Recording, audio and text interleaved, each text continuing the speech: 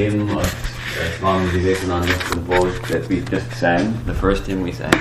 And I thought it would be nice to just go through the second hymn that Swami Vivekananda composed. That would kind of complete our weekend also, because we did yesterday the two hymns, and this would be the third hymn that he's written. Do you have any objection to that?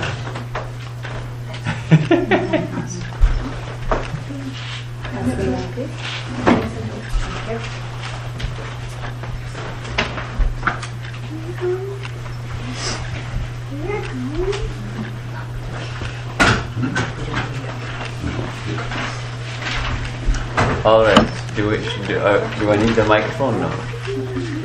Okay, good. It's just this one. Huh? Not necessary. Good. Thank you. So this hymn, I think you most of you know it. We sing it every evening in our centers to see Ramakrishna. And Swami Vivekananda composed this in 1898, specifically to be sung at the evening prayers. And he composed it to be sung immediately after we sing Khandana Bhava Bandhana. And if I can remind you, and for those who weren't here yesterday, Khandana Bhava Bandhana is a kind of meditation on Sri Ramakrishna, singing his glories, singing his praises. We call him the breaker of the bondage of the world, the ferry to carry us across the ocean of the world, the Lord of the world, who is the helper in yoga, and like that. All kinds of descriptions of who is Sri Ramakrishna, how we can meditate on him. And that hymn, of course, it ends in a very rousing way with Namo Namo Prabhu Bhakyamanatita. You are beyond the speech and mind, and yet you are the support of all. Without you, we couldn't think or speak. And then again, this hymn starts, and this is it also has some ideas about describing Sri Ramakrishna, but fundamentally it's a hymn of seeking refuge in the divine. It's a hymn of deep devotion. If Khandana can also be described as a hymn of deep devotion, but it's a kind of a hymn in praise of Sri Ramakrishna. And this is, well, now what do we do now? Now that we've praised him, how do we live our spiritual life? What do? We take refuge in the divine. That's a beautiful practice of the path of bhakti, the path of devotion, in which we seek a refuge. Where do we find a refuge in this world? So I think it'll be nice to just look a little bit at a few of these ideas. Now, this is a very interesting that he starts the hymn with Om Hring Ritam. It's like a mantra. It starts out like a mantra. Om is the fundamental mantra. That it expresses that Anahata Dhvani, the sound which we can say is the first manifestation of Brahman when it starts manifesting this universe of names and forms. We have the Anahata Dhvani, the unstruck sound, which is that sound heard by the mystics and by the saints, which is expressed by the word Om. But actually, Om is just referring to or pointing towards that vibration, that universal vibration which underlies everything, ourselves and everything else. And then Hring. Hring is the bija mantra for Shakti, for the Divine Mother. So it's most interesting that though this is a hymn to Sri Ramakrishna, he begins it with this mantra Om Hring, which is Shakti mantra, you can say. Hring is that the seed mantras in our tradition. We have certain, and it comes through the tradition of Tantra, certain syllables which are called seed syllables, bija mantras. And one of these is Hring, and that's associated especially with God as mother. Now, Swami Vivekananda, even in talking with Sister Nivedita, he said, because Nivedita had suggested that Sri Ramakrishna is an incarnation of Kali. He said something like, so do you say that the future will call Paramahamsa Deva as an incarnation of Kali? Yes, I think there's no doubt that the Divine Mother worked up the body of Ramakrishna for her own ends. So that's one aspect, or one way of looking on Sri Ramakrishna as an embodiment of the Divine Mother. He was the child of Divine Mother. He was demonstrated for us that practice of looking on God as Mother. And yet he was also, in a sense, a manifestation of Mother. So, is he a man or a woman? It's difficult to say. He encompasses in himself both the masculine and the feminine. Which is why the mantra was composed for him, Sarva Deva Devi Swarupa, that he is the manifestation or embodiment of both the Devas and the Devis. So I think we won't go through each word so deeply, but Om Hring Ritam. Now Ritam is a word meaning so many meanings, but it suggests the spiritual laws which govern this universe. Divine truth.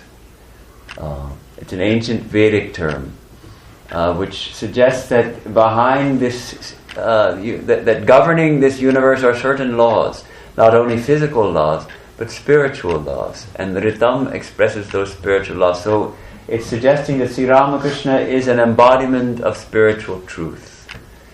He's describing him in the highest possible terms. Tvamachalo, you are unmoving. Gunajit, you have mastered the gunas of Prakriti. You know, the way of looking at this world as composed of three strands. That of tranquility and equanimity, that of activity, and that of darkness and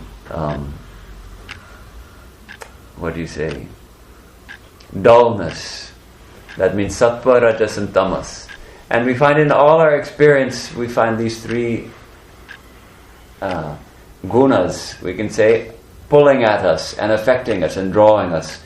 So we like to experience sattva, which is peace and tranquility and light, but most often we get disturbed by rajas, which is activity, anger, excitement, and then or we get pulled down into sleep, into lethargy, into dullness, into misunderstanding.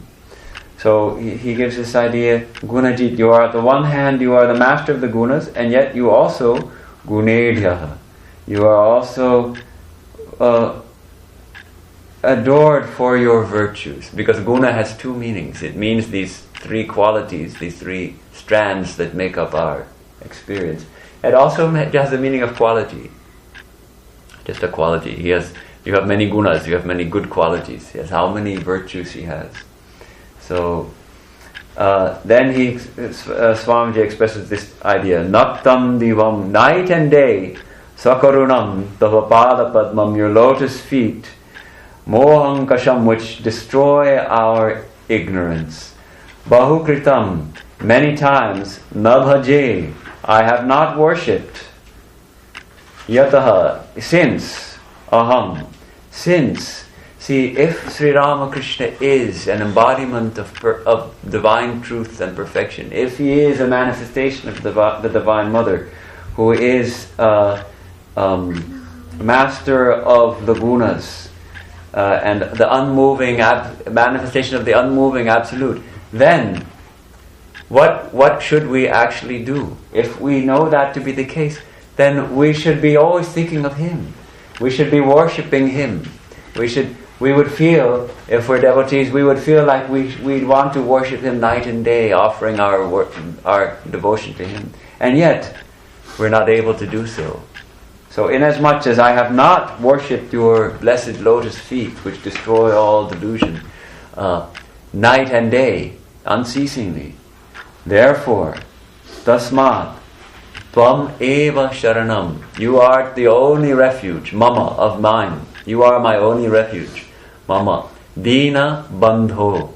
Bandho means, bandho is friend. Bandho means, oh friend. In Sanskrit, you know that what do we call it? The Sambodhana. Sambodhana, the case ending of meaning, oh friend. You are the friend of the lowly, the dina, the lowly and the lost. You are the friend of all. Mama dina bandho. Oh friend of the lowly, you are my only refuge. He goes on in the same vein. Bhaktir bhagascha bhajanam bhavabhedakari gacchantyalam suvipulam gamanaya tattvam. Bhakti, devotion. We know, we have a sense of what devotion is. Bhaga. Bhaga is a term which in the Sanskrit dictionary has a big long list of meanings. But here also I think it means, we can take it to mean love and affection. It also has the meaning of virtue, morality, religious merit, absence of desire, indifference to worldly objects. So it has the kind. It refers to the kind of qualities that we like to cultivate in our spiritual life. Bhakti bhagascha bhajanam is worship. Bhavabhedakari. These are enough to bhava bheda, to divide this world, to pierce the illusion of this world as a world of separation, as a world of suffering, to pierce that illusion and bring us to realizing that we are one with the divine, that our true nature is divine. These three are enough. It says gacchantyalam, they are enough to take us where? To that tattvam, that suvipulam tattvam, that highest truth. But vaktro dhritopi, though I speak these words with my lips, yet hridaye name bhati kinchit. There's a couple of variations, the different versions, but that doesn't matter. The meaning is the same.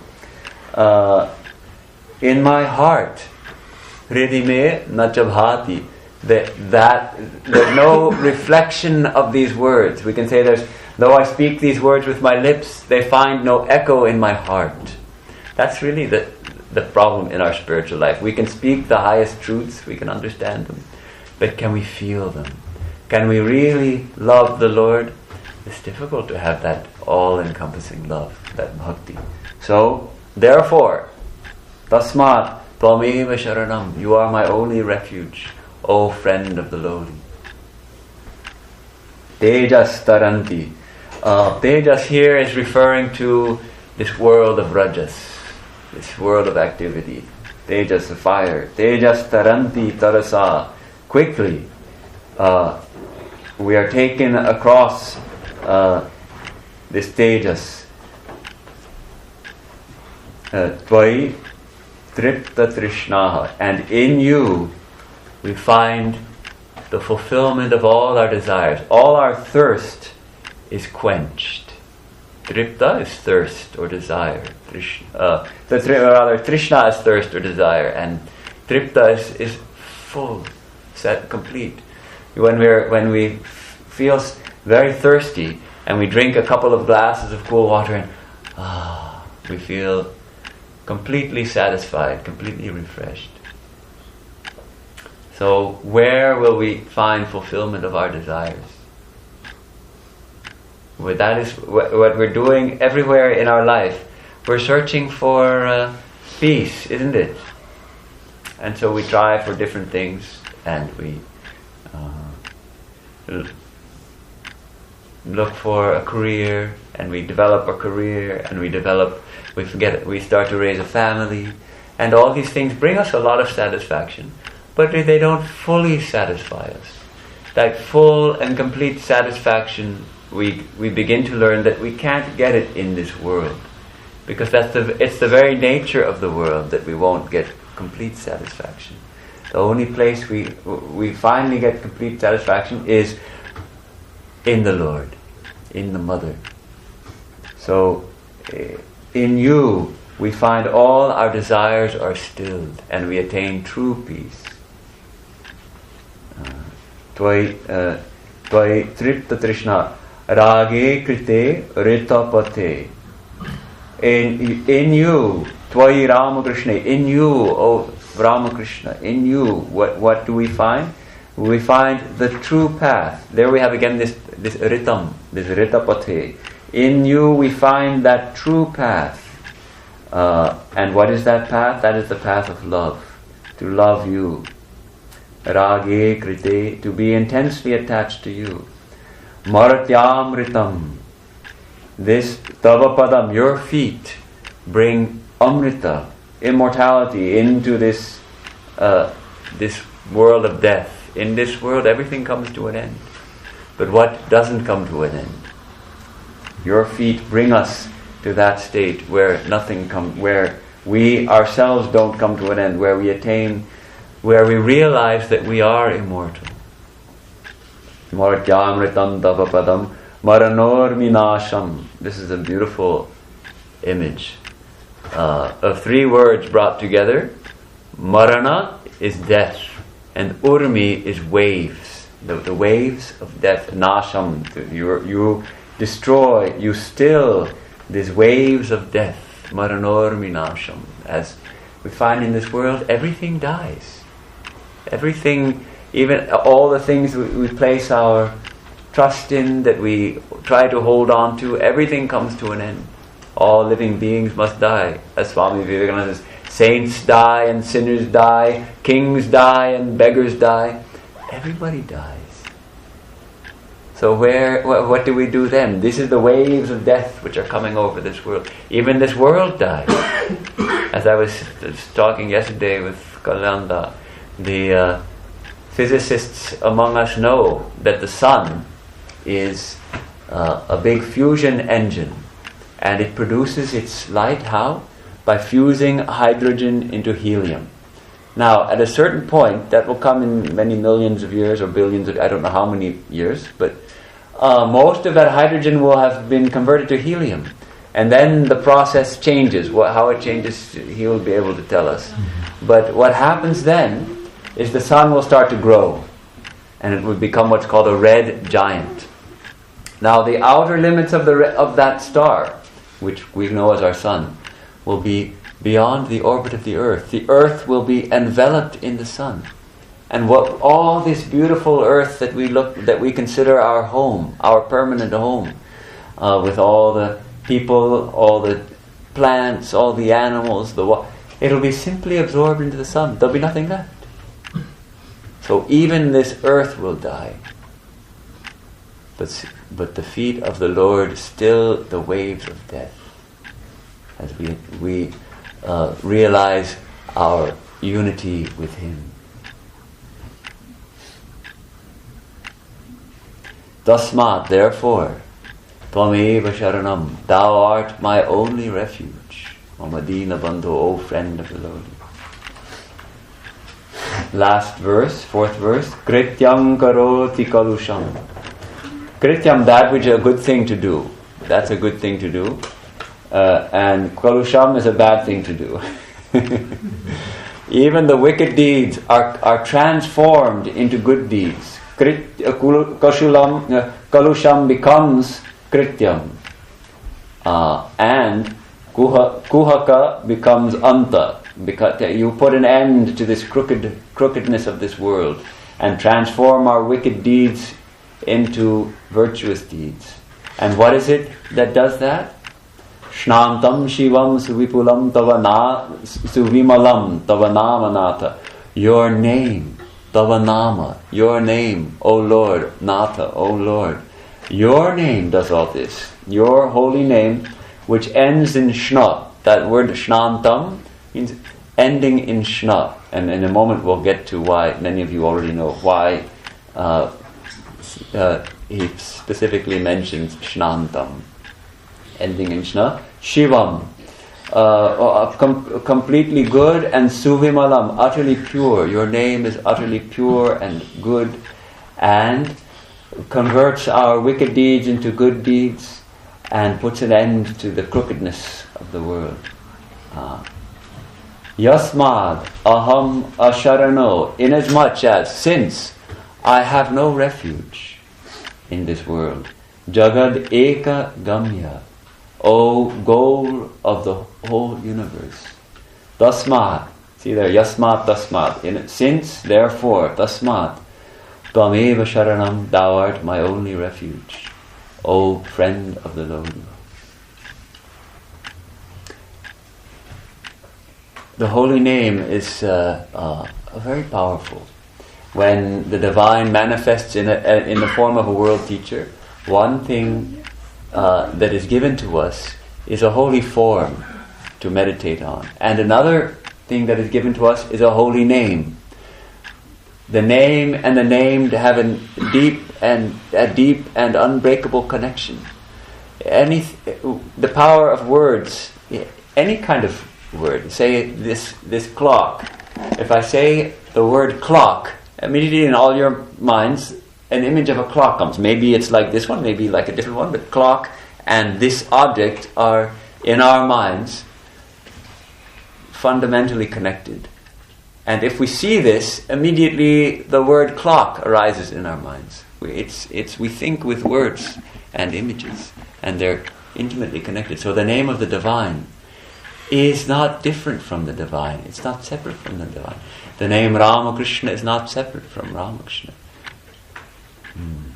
If we take any word, I say Medha. Immediately Medha says, oh, that's me. He's talking about me. Right? If I say Sriyam, that's me. He's called my name. Similarly, we call Ramakrishna. We call the name of God, and the divine response also comes.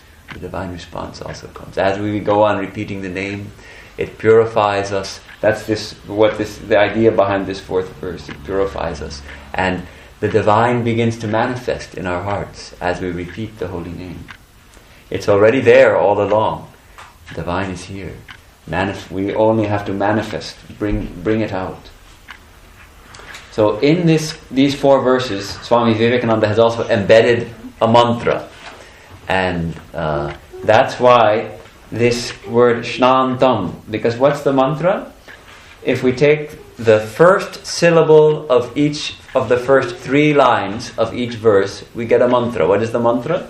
Om, Kringritam. Then Naktam, Na. Moham, Mo. Om, Namo. Then we have Bhakti Rabhakash, Bha. Gachantilam, Ga, Bhaga. Vaktrodritopi, Va. Then third verse, Tejas, Te. So then we have Bhagavate. Now we have Om Namo Bhagavate. Then we have Rage Krite, Ra. Then Martyamritam, Ma. Then we have Krityam. Then the next verse we have Krityam Karoti, Kre. And then Shna. Shna, Ramakrishna, and then Yasmat, so we have Ramakrishnaya. So the mantra embedded in this prayer, in this hymn, is Om Namo Bhagavate Ramakrishnaya. How beautiful, how brilliant that Swami Vivekananda has embedded a mantra in this prayer like that. The first lines of each verse, the first 3 lines, have these first syllables. That's why Shnantam, because there's almost no word that begins with Shna. You probably couldn't think of a word, but Sri Ramakrishna's name ends in Shna. So Shnantam means your name ending in Shna. So it's also an ingenious way to put it and to embed this mantra, this holy mantra, in the verse, in the hymn. And it's the only thing that's a little curious to me, and I don't know the answer to this. I'll see if I can find out in India. When we close the song, at the end of the song, we sing Om Namah Shri Bhagavate Ramakrishnaya Namo Namaha. why the Shri has been added, because in the hymn itself the mantra is Om Namo Bhagavate Ramakrishnaya. But maybe someone along the line thought, oh, we can't leave out the Shri, because that's the traditional that we say Shri Ramakrishna. So maybe and so then it changes to Om Namah Shri Bhagavate Ramakrishnaya. But anyhow, that's a question to, maybe we can research that and find out.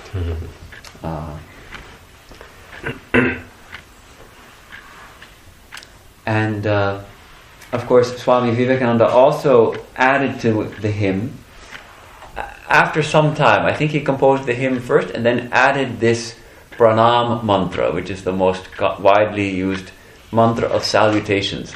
In the Hindu tradition, in the tradition of worship and mantras, all the different deities all have a pranam mantra composed. And what is pranam? Pranam is when we salute, we bow down, we come before the deity and we touch our head to the floor, or in some cases we lie down flat like a rod in Shashtanga Pranam.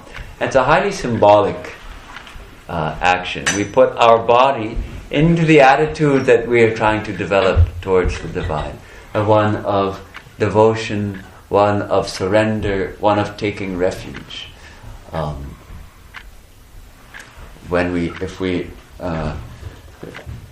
Ordinarily, if we are faced with something awesome, we feel like offering veneration to that. Even if we say in nature, we see a beautiful view, we see a beautiful sunset, our breath is taken away, and we think, we want to venerate that beauty. Now, what can be more beautiful than the divine? What is more awesome than the divine? What is more embodying of infinite love than the divine? So when we find ourselves face to face with God, face to face with the divine, face to face with the teacher, what our first impulse is to venerate and to express our love and to feel we have a refuge. We bow down at those blessed feet. So we make a pranam. And along with that, a mantra can be recited. These mantras have been composed to express a certain truth of that particular aspect of the divine, which we are saluting. So all the different deities have different mantras of pranam, and they all many of them express similar ideas. But in this idea, this mantra expresses some of the ideas that Swami Vivekananda had about Sri Ramakrishna, which we've been discussing the last couple of days. Om Sthapakaya cha dharmasya. Dharmasya, of dharma. We discussed dharma at length, this idea of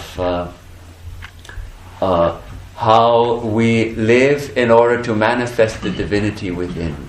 Dharma is very often translated as religion, but we know that's not really a satisfying translation. Religion tends to bring in our minds the idea of a set of beliefs and a set of practices, whereas dharma encompasses so much more. Dharma is a way of life, a whole way of life which is directed towards manifesting the divinity within, towards realizing our oneness with the divine. And how is that expressed? Through serving the divine in all beings. So and as we know, the tradition of the Sanatana Dharma of India, which is nowadays called Hinduism, has this idea that Dharma has its rises and its falls, and when it falls, when people forget how to live, then divine teachers come and raise it up again.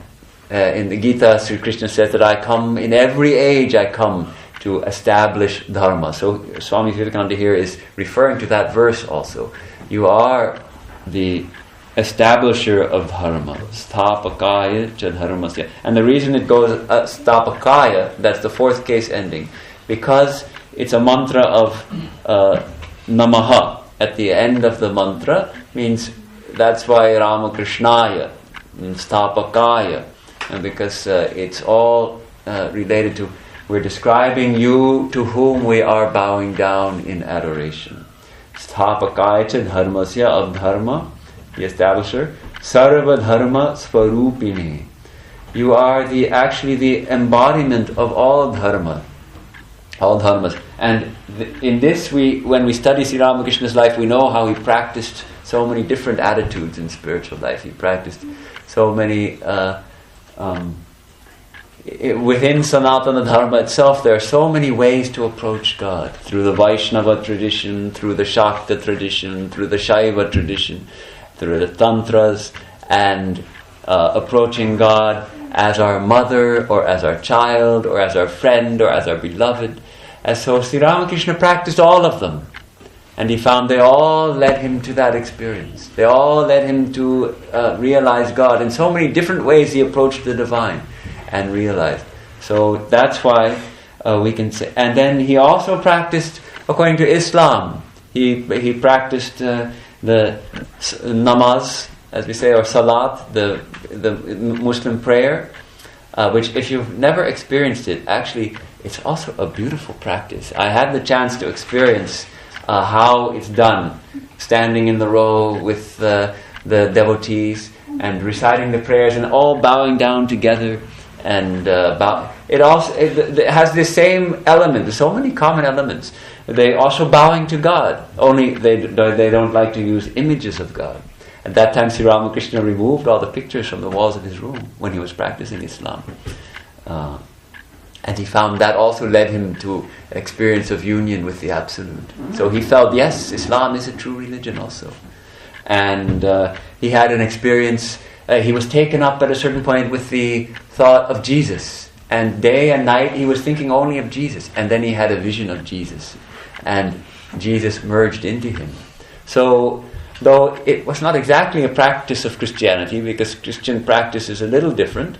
Christian practice has the idea of we are sinners and Jesus is the savior from our sin and like that. And Sri Ramakrishna had already realized God. What is there of thinking about sin? But he had an experience of the divinity of Jesus. So he felt that Christianity also is a true religion because he felt that Jesus is an avatar also.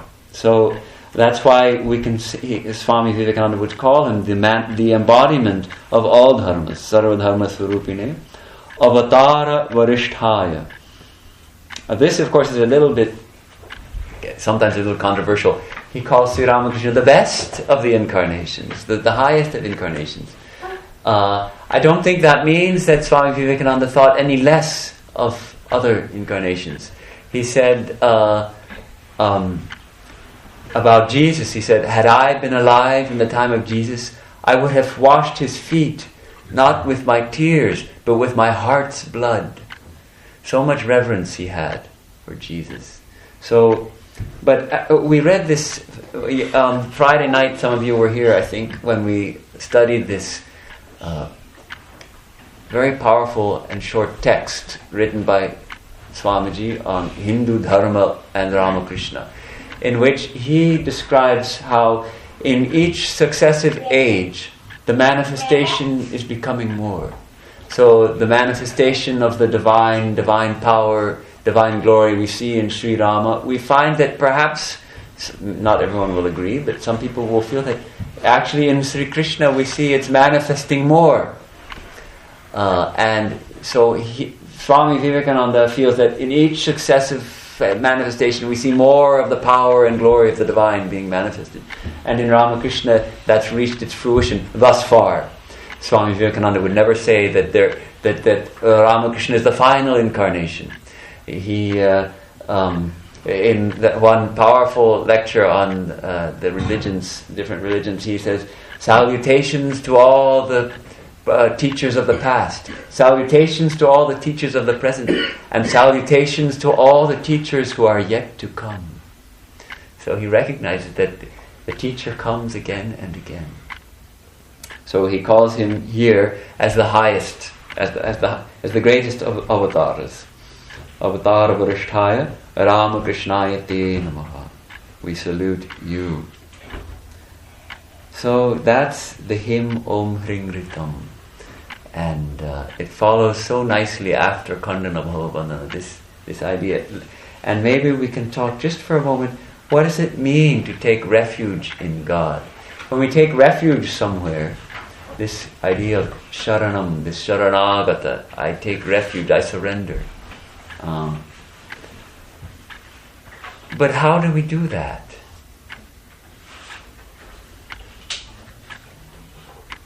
If we say we're on a long journey and we're tired and a storm is brewing, and then we find a little roadside inn. We take refuge at the inn. We understand that. We go inside and we're protected from the storm, and we have a nice meal there, and we sleep there for the night, and then we carry on with our journey. That's one kind of a refuge. Nowadays they have wildlife refuges. The animals, gradually their natural habitat is being taken away because there's too many people, and we're building too many houses where the animals. So they build a wildlife refuge where the animals have a place where they can safely stay, where they have nobody's going to hunt them there, and nobody's going to build the houses or cut down the trees, so the birds have a place to make their nests. But what does it mean to take refuge in God? If we don't really know God, how do we take refuge in God?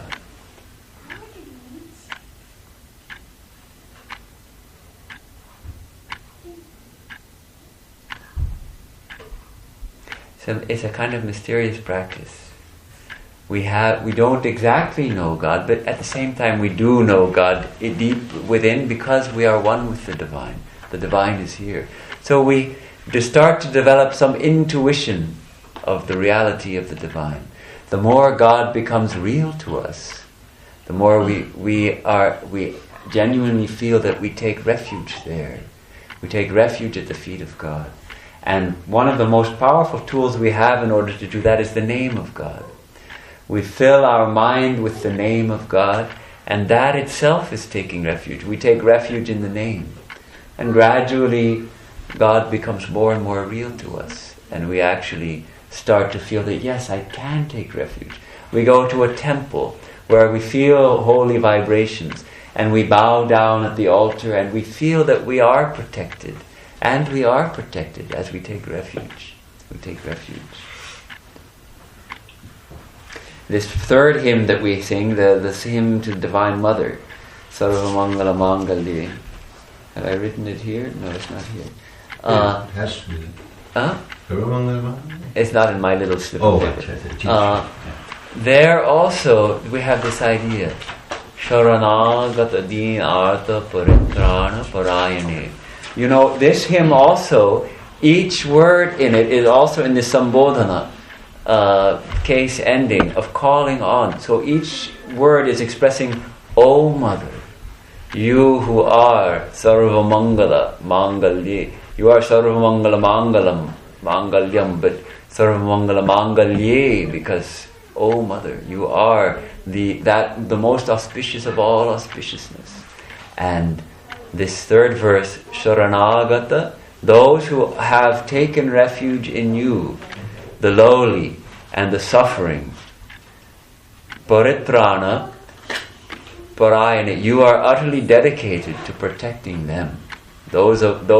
We who are lowly and suffering and take refuge in you, you protect us. You, O Mother, you who are the protector of those who take refuge in you, the suffering and the lowly. What a beautiful expression of the protecting power of Divine Mother. So I think maybe that, I have talked a lot. I talked non-stop for half an hour just now. Maybe more than that. Now, all along our sessions said that there will be questions and answers, but so far we never made any time for that. So maybe some of you might have some comments or questions or thoughts to express.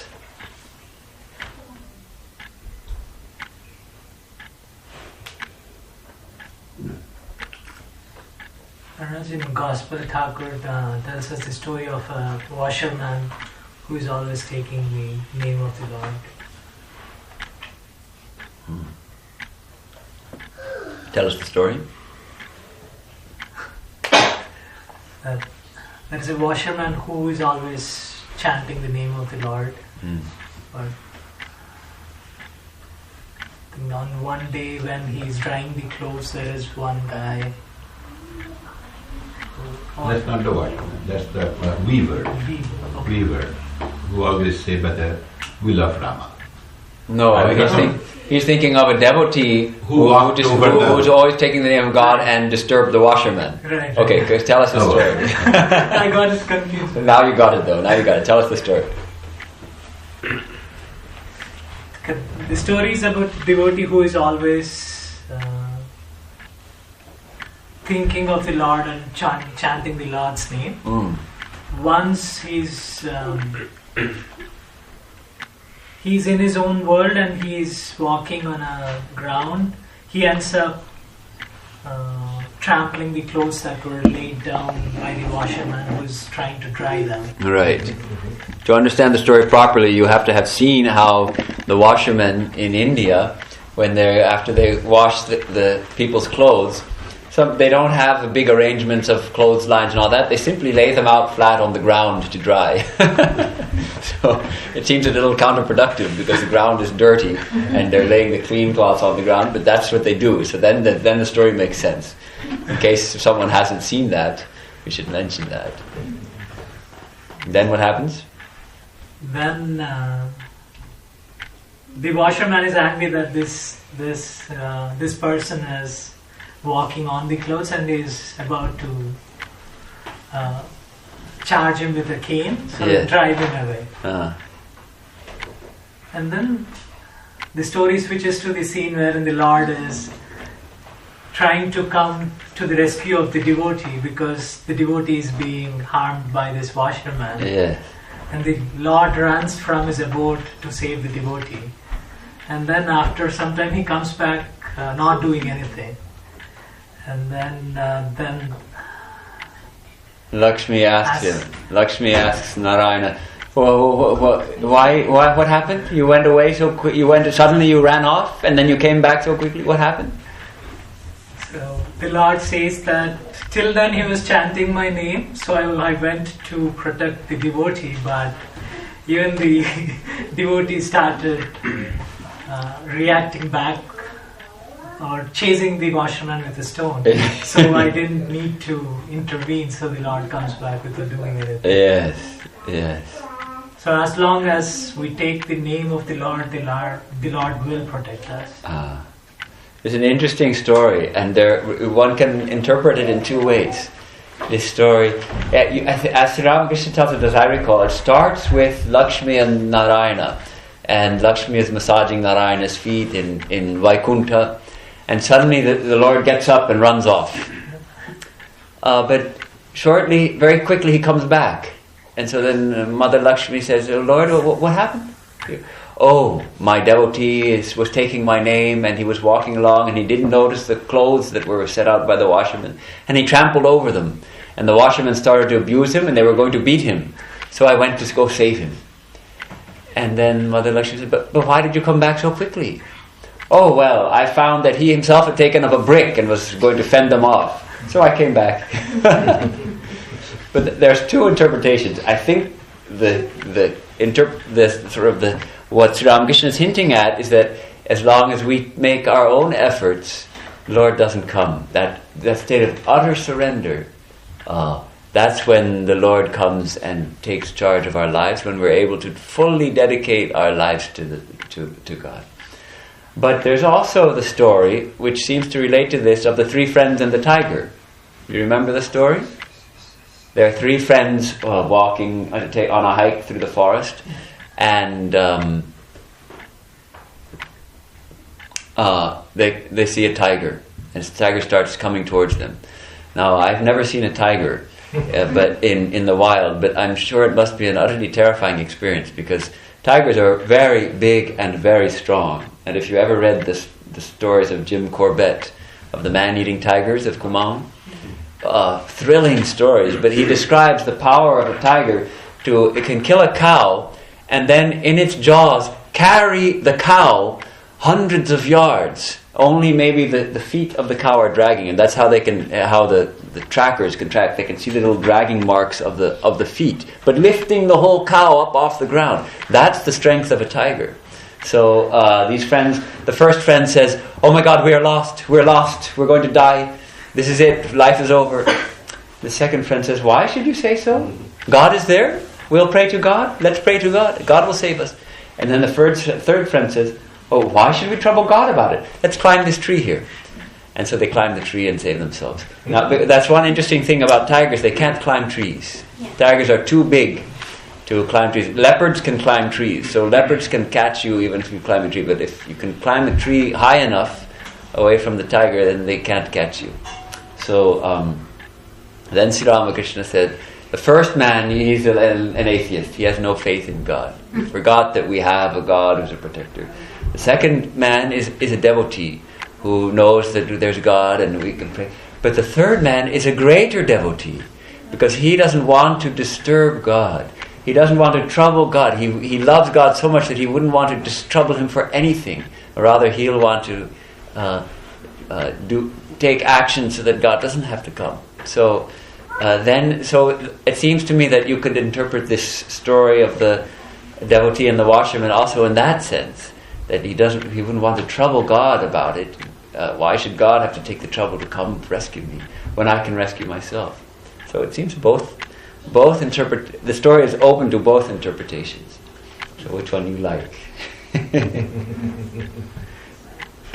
For me, it's a combination of both. The Lord wouldn't have come if he wasn't taking the name of the Lord.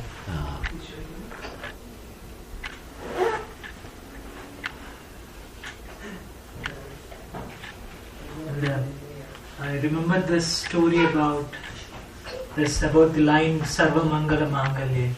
There is this story in Holy Mother's life, I think it's in Jairam Bhatti, wherein there is a cook who has come in the morning to cook in Mother's place, but she thinks that she has become impure, so she has to go take a shower in the cold water. And then she's afraid, or she doesn't want to take a dip in the cold water, and the mother sees the hesitation in the cook and then asks her what is the matter, and then she says, such and such a thing happened, I feel I'm impure, so I need to take a shower to do the cooking. And mother says, oh no, don't have to take shower in this cold winter, just touch me, you will be pure. Yes. I think first you should just wash with a little water. How is that enough? Wasn't it that she stepped in some excrement or something? Yes, just wash your feet a little and that's enough. Oh, how can that be enough? Then touch me. That satisfied her, yes. Satisfied the living. Good.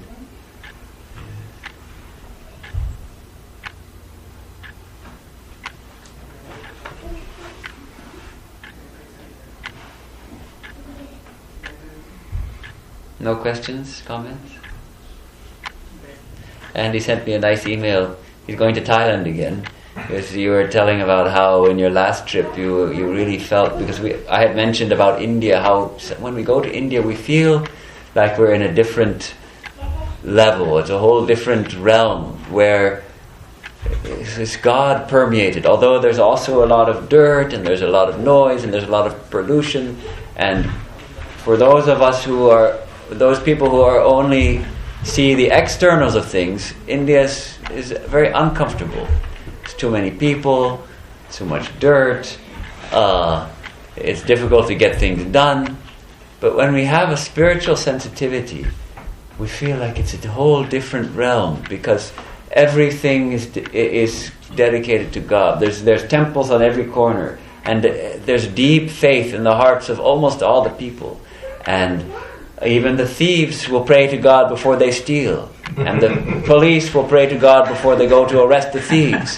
And every taxi driver and every bus driver will have a little shrine. And in the morning before they start their driving, they'll do a little prayer. Maybe just offer some incense. Oftentimes you'll see a little garland of flowers around the holy picture in the front of the bus. Before starting their day, they dedicate the day to God. They pray for protection to the divine. And in India, you really feel like you need that protection.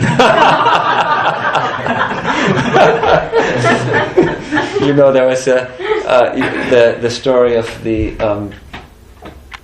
there was at the gates of heaven, of course in Hindu tradition we would say Yama is there at the, or who is it who looks at your karma and all that? It's not Yama, it's Chitragupta, right? So Chitragupta. In the Christian story, it'll be Saint Paul is at the gates of heaven, but in the Hindu story, we say Chitragupta is at the gates of heaven, and there's two souls had just arrived at the same time, and they both died, and one of them is a Swami who used to teach a lot of Vedanta, and the other was a taxi driver. And first the Swami he naturally goes first, and he comes, and Chitraguప్ta says, yes, I see.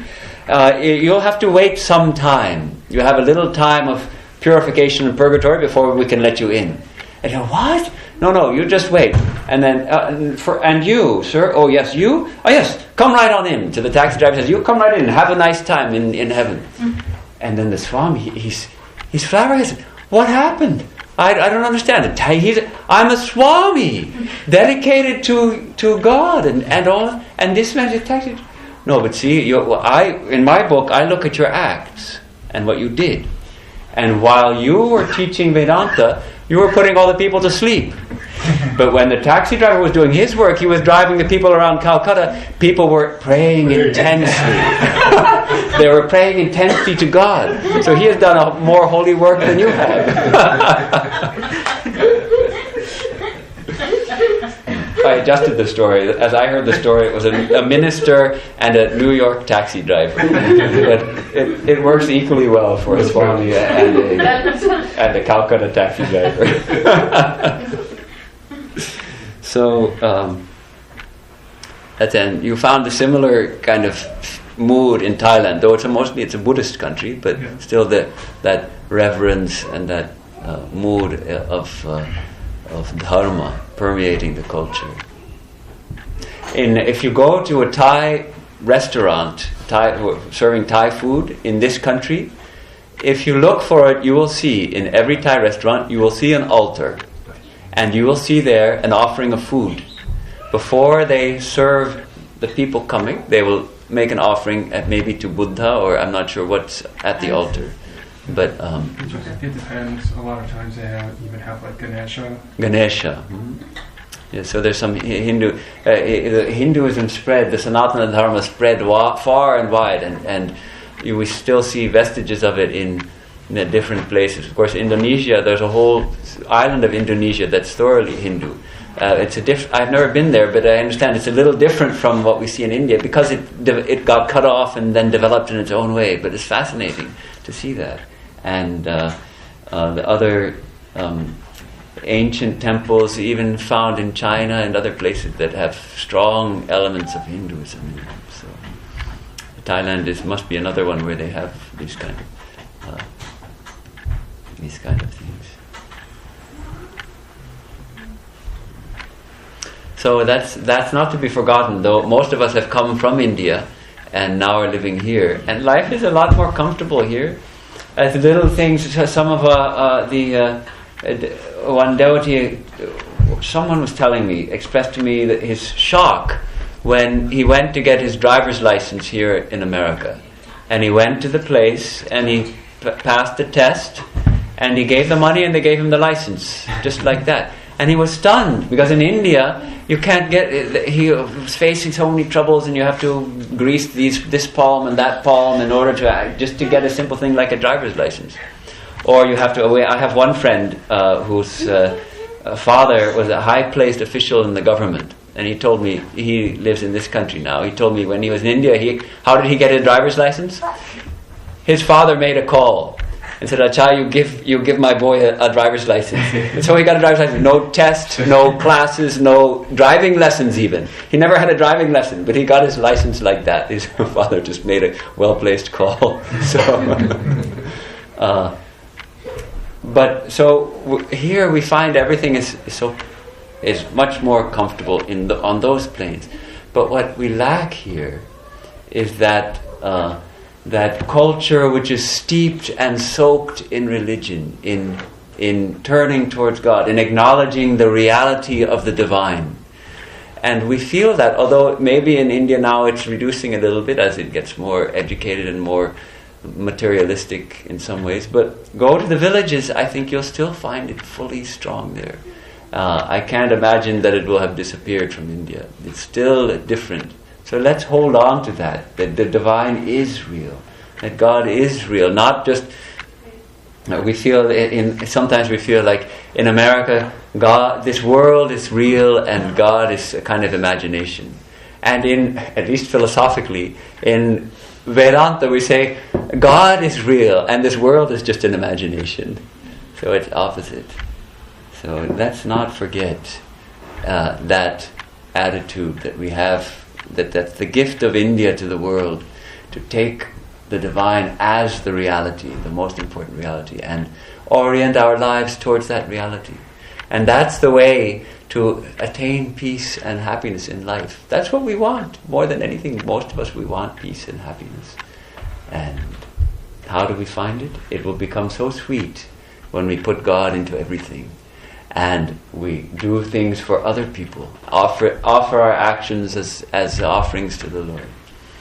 Someone had requested, who requested we should have some kirtan? Yes. So I can sing a couple of kirtan. There's one, this one is a very nice one. That I learned it in Santa Barbara. The Santa Barbara nuns sing this one. To the Divine Mother. I'll play with harmonium. But because there's a few words, so we have to learn the words a little. Jai Ambe Jagadambe. Now you have to repeat. Jai Ambe Jagadambe. Mata Bhavani. Mata Bhavani. Jai Ambe. Jai Ambe. So that means, what does it mean? Jai. Well, how will you translate Jai? Glory. Huh? Glory. Glory is a good way to translate Jai. Glory, sometimes we say victory. Victory to Divine Mother. But it encompasses both, because if we think in English victory, yes, Mother should be victorious. But it's also a way of expressing our desire for her to be victorious over everything, and our acknowledgement that she is the Supreme Mother. So all glory to her. May she be victorious everywhere. Jayambe, Jagadambe. Jagadambe, O Mother of the Universe. Mata Bhavani. Bhavani, another, expressing again that idea of the Mother of the Universe. Jayambe. Then, there's two names. The next verse says, Durgati Nashini. Durge Jaya Jaya. Durgati means the difficulties we have in life. Durga is the one who destroys those difficulties. Durgati Nashini. Durge Jaya Jaya. Say, Durgati Nashini. Durgati Nashini. Durge Jaya Jaya. Durge Jaya Jaya. Kala Vinashini. Kala Vinashini. Kali Jaya Jaya. Kali Jaya Jaya. Kali, she who puts an end to time. She who is time herself, Kali. Then, Uma Rama Brahmani Jaya Jaya. Uma Rama Brahmani Jaya Jaya. The idea is, these are the three main aspects of Mother. We can say, if we have Shiva, Vishnu and Brahma, then the corresponding forms of Mother will be Uma, Parvati, Uma, Rama means Lakshmi, and Brahmani. And then Sita, Radha, Rukmini, Sita, Jaya Jaya. Rukmini Sita Jaya. Okay, we know who is Radha, Rukmini, Sita. Let's see if I can remember the melody.